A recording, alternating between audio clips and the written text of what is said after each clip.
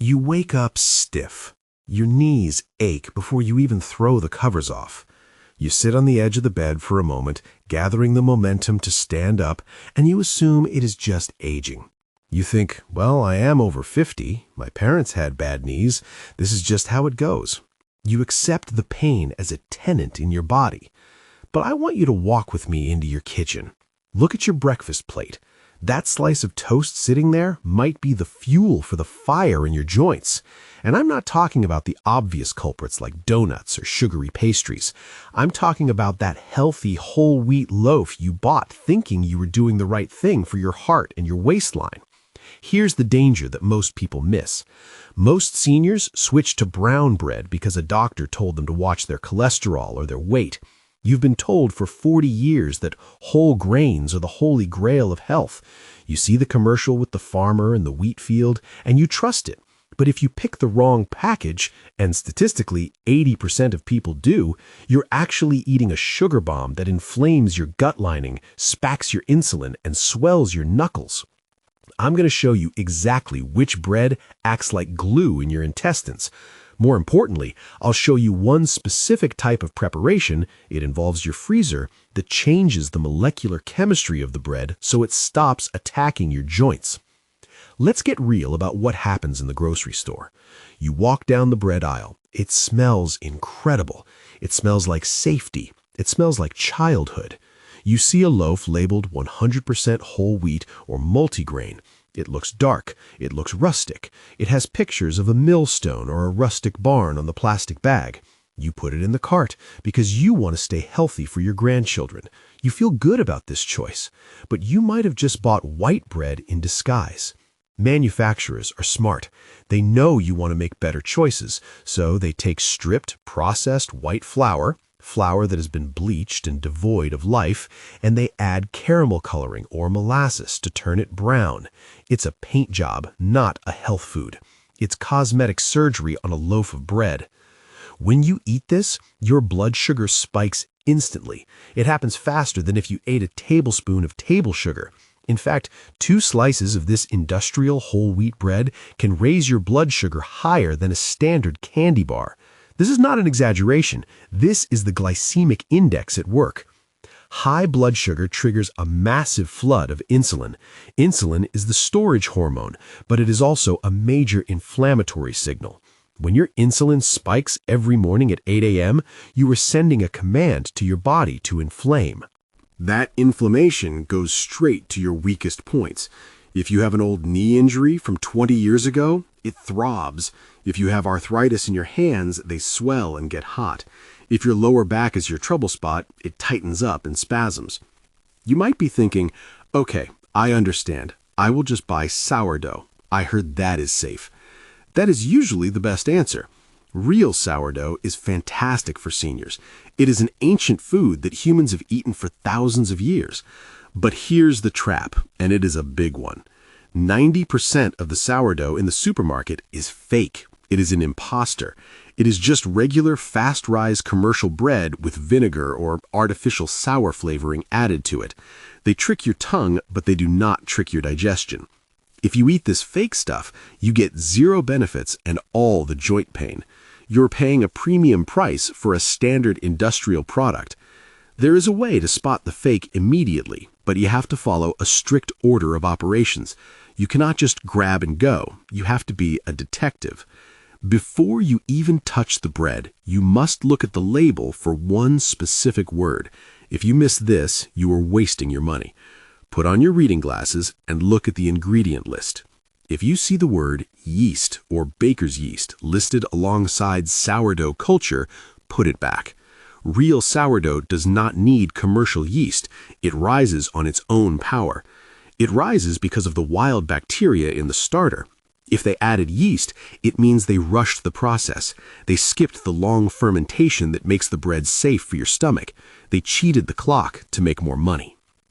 Once the label passes that test, then you performed the squeeze test. You have to squeeze the loaf in a specific way to know if it is real. Real sourdough has a hard, thick, crusty shell. It fights back. You cannot squeeze it into a tiny ball. It is sturdy. It has integrity. If the bread is soft, squishy, and feels like a sponge inside a plastic bag, it is fake, even if the label screams traditional sourdough.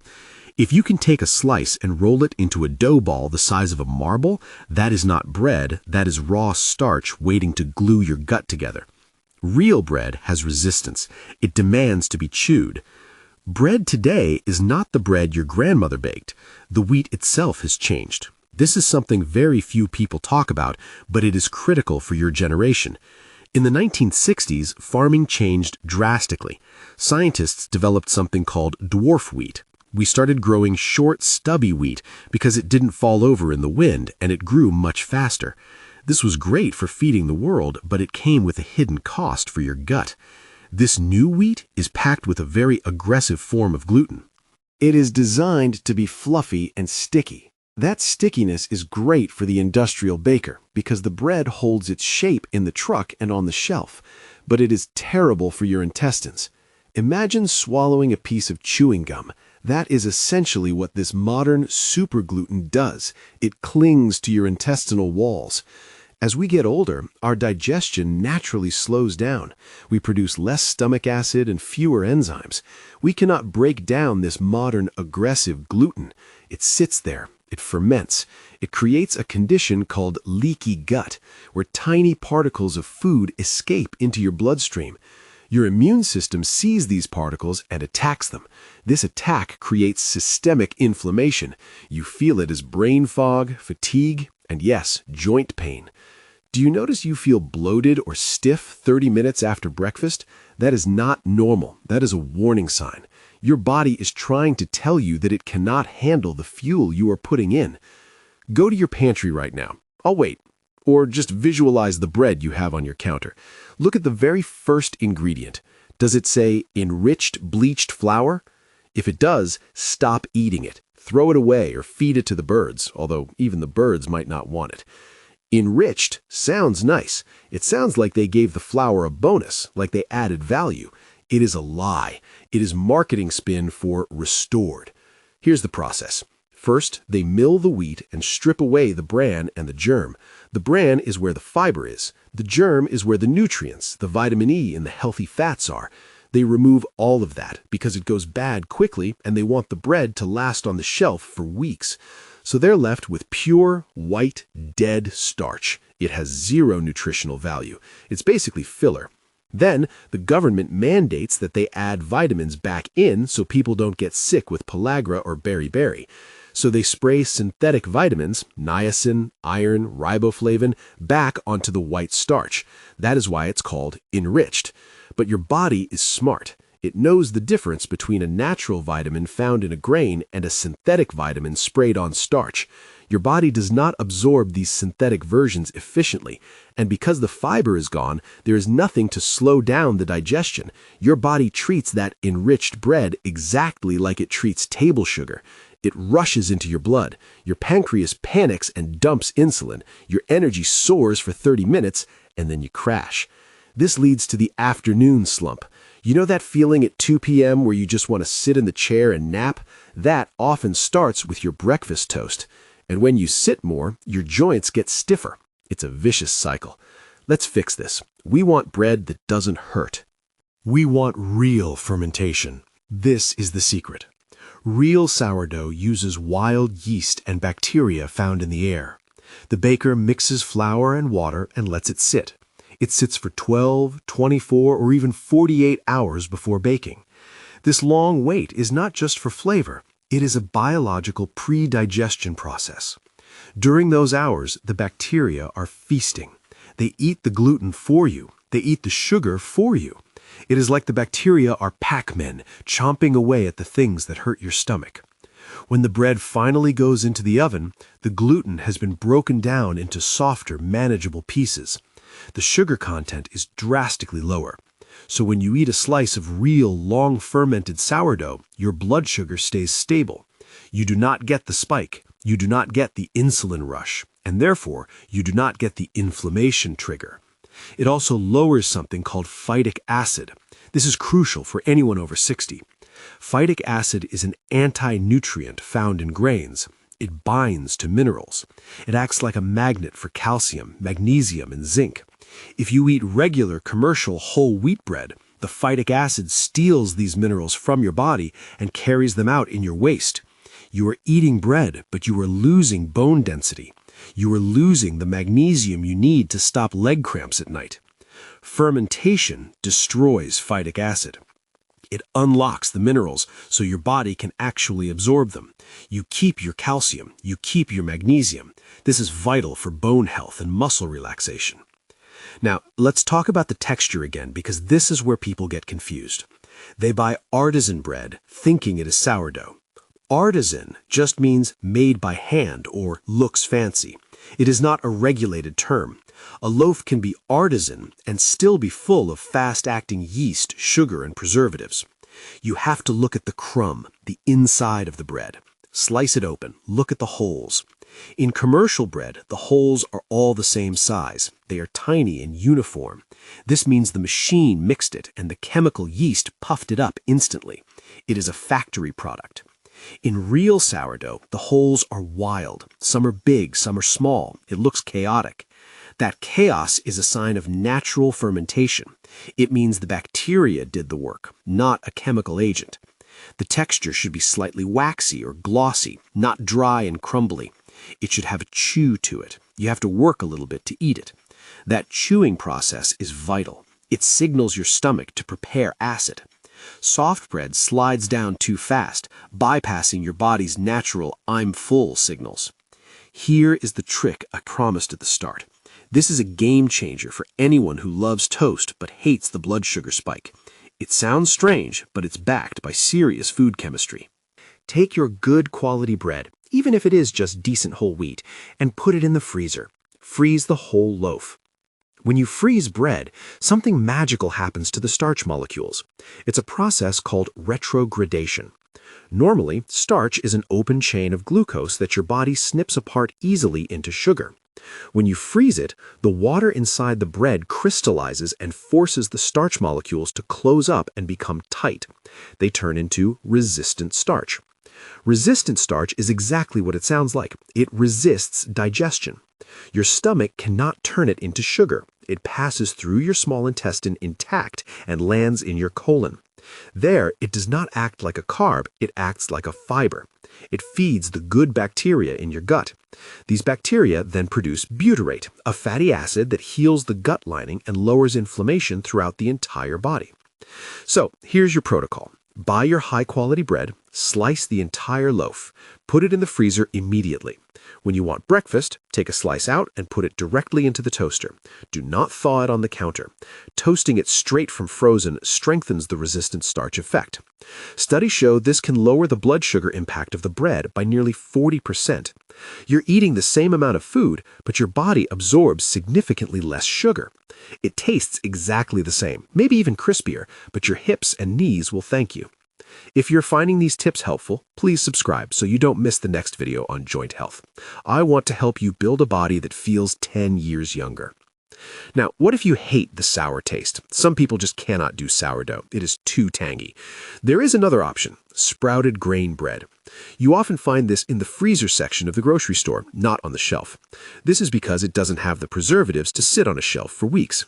Sprouting is a fascinating process. They take the wheat berry and soak it in water until it starts to sprout a little tail. It thinks it is about to become a plant. This biological switch changes the grain completely. It stops protecting its nutrients and starts releasing them to grow the plant. It breaks down the anti-nutrients, it lowers the gluten, it increases the protein availability. Then they mash up these sprouts and bake them. Sprouted bread is usually flourless. It is a living food that has been baked. It is very dense. It has a nutty flavor. One slice of sprouted bread is heavy. It fills you up. With commercial white bread, you can eat 4 slices and still feel hungry because it's just air and sugar. With sprouted bread, 1 slice is a meal. It is fantastic for maintaining muscle mass as we age because it has a higher protein content than regular bread. Even with the best bread, real sourdough or sprouted grain, there is one golden rule you must follow. Never eat a naked carb. This is the biggest mistake seniors make at breakfast. They have a piece of dry toast with their coffee, or maybe just a tiny scrape of jam. That is a disaster. When you eat a carbohydrate alone, there is nothing to stop it from rushing into your blood. It is a straight shot. You must add a healthy fat or protein. Fat slows down digestion. It acts like a brake pedal for your stomach. It closes the valve at the bottom of your stomach so food releases slowly. Try this. Always add a thick layer of real grass-fed butter. Do not fear the butter. The fat in butter helps you absorb the vitamins in the bread. Or use a slice of avocado. Avocado adds potassium, which helps with fluid balance in your joints. Or dip it in high-quality olive oil like the Italians do. Olive oil is essentially liquid ibuprofen. It is a natural anti-inflammatory. Or smear some almond butter on it. The goal is to change the ratio. The bread should simply be the vehicle for the healthy fat. When you add fat, the energy from the bread releases slowly over 3 or 4 hours, not 30 minutes. You get steady energy, you don't get the crash, and because you don't get the insulin spike, you don't trigger the inflammation flare-up. But let's go deeper into the why, because I know how hard it is to change habits. You might be thinking, I have eaten this way my whole life, why change now? The answer lies in your body's changing chemistry. When you were 20, your pancreas was a Ferrari. It could handle a high sugar load, pump out insulin, and reset your blood sugar in minutes. You could eat a sandwich and go for a run. Now, that machinery is tired. It is more like a reliable old sedan. It still works, but you cannot rev it to the red line every morning without consequences. When you force your aging pancreas to deal with refined flour every morning, you are stressing an organ that needs support. This stress manifests as systemic inflammation. Think of inflammation like a small fire smoldering in your body. When you eat the wrong bread, you are throwing gasoline on that fire. That fire might show up as a swollen knee today, but tomorrow it could be high blood pressure, and next year it could be cognitive decline. The gut-brain connection is real. If your gut is inflamed from bad gluten and fake yeast, your brain is inflamed. Many people find that when they switch to real sourdough or sprouted bread, the brain fog lifts. They remember names better. They feel sharper. It's not magic. It's simply removing the toxin that was clouding the system. Let's talk about the gluten-free trap for a moment. Many of you might think, I'll just buy the gluten-free bread in the freezer aisle. Be very careful. Unless you have celiac disease, gluten-free bread is often worse for your blood sugar than regular bread. Read the ingredients. It is usually made of potato starch, tapioca starch, and rice flour. These are high glycemic starches. They turn to sugar instantly. They often have less fiber and protein than wheat bread, so you trade a gut irritant, gluten, for a metabolic disaster, sugar spike. If you go gluten-free, you must look for breads made from almond flour, coconut flour, or seeds. Do not just swap wheat for potato starch and think you're safe. Another hidden source of this bad bread is in your salads and soups. Croutons, breadcrumbs. These are often made from the worst, stale, leftover industrial bread. They are fried in inflammatory seed oils like soybean or canola oil. You eat a healthy salad, but you top it with inflammatory bombs. If you want a crunch, use walnuts or pumpkin seeds. Do not undo your good work with a handful of industrial croutons. I want you to really visualize the manufacturing process of that white, fluffy bread. It starts with a grain that is naturally brown. To make it white, they use bleaching agents. One common agent is chlorine dioxide, another is benzoyl peroxide. These are chemicals used to whiten clothes and treat acne. They use them to strip the color from your flour. When you eat that white bread, you are eating the residue of that chemical process. Is it any wonder our stomachs are rebelling? Is it any wonder that autoimmune diseases and joint issues are skyrocketing? We are eating industrial filler, not food.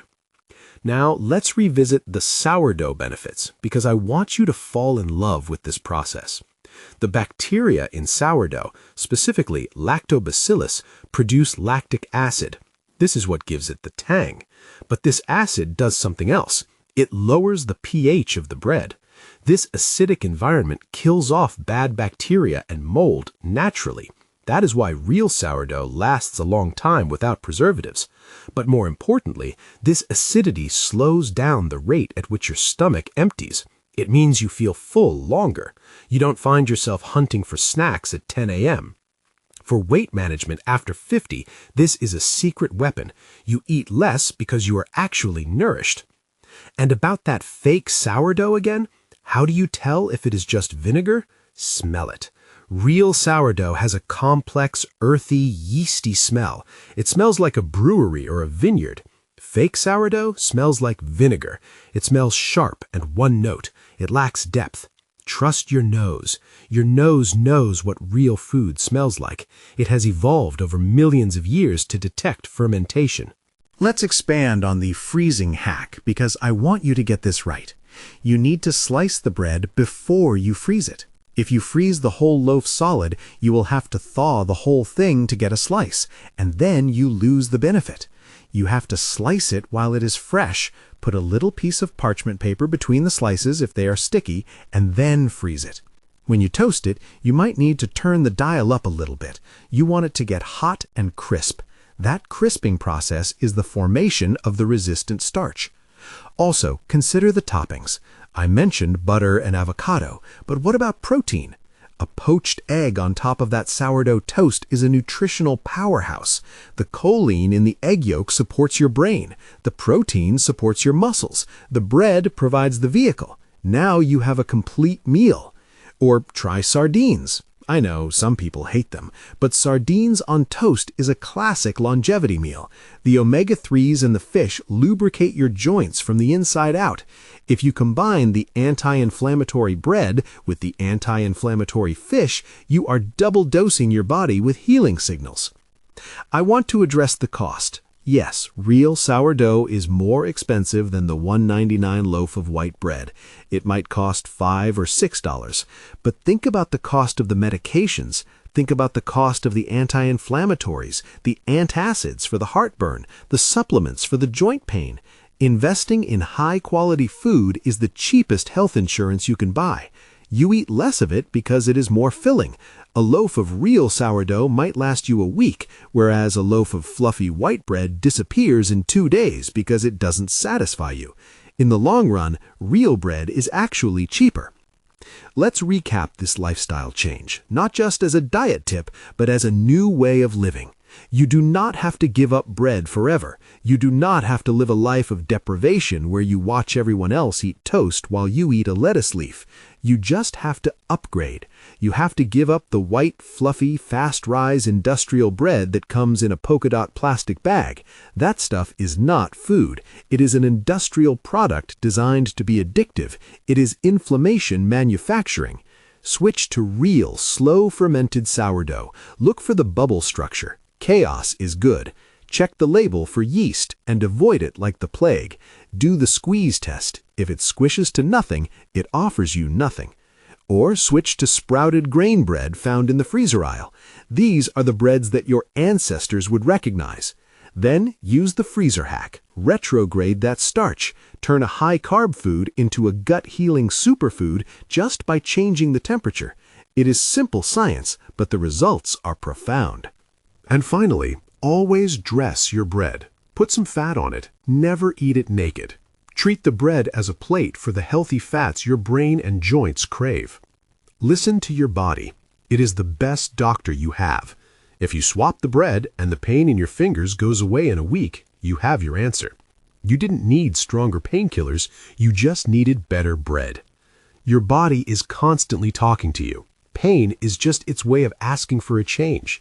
It is asking you to stop fueling the fire. Consult your doctor if you have severe issues, but for many, this simple swap changes everything. You might find that your arthritis was actually just a reaction to bad wheat. You might find that your IBS was just a reaction to unfermented gluten. A quick safety note: if you have celiac disease, you must avoid all wheat, even sourdough. Even the long fermentation does not remove enough gluten for a celiac patient. This advice is for those with general sensitivity, gut inflammation, or joint pain, not diagnosed autoimmune wheat allergies.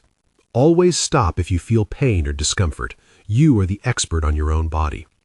Check out our other great video about the 3 best breakfasts to soothe inflammation to learn more about protecting your health. Click the video on the screen now to keep watching.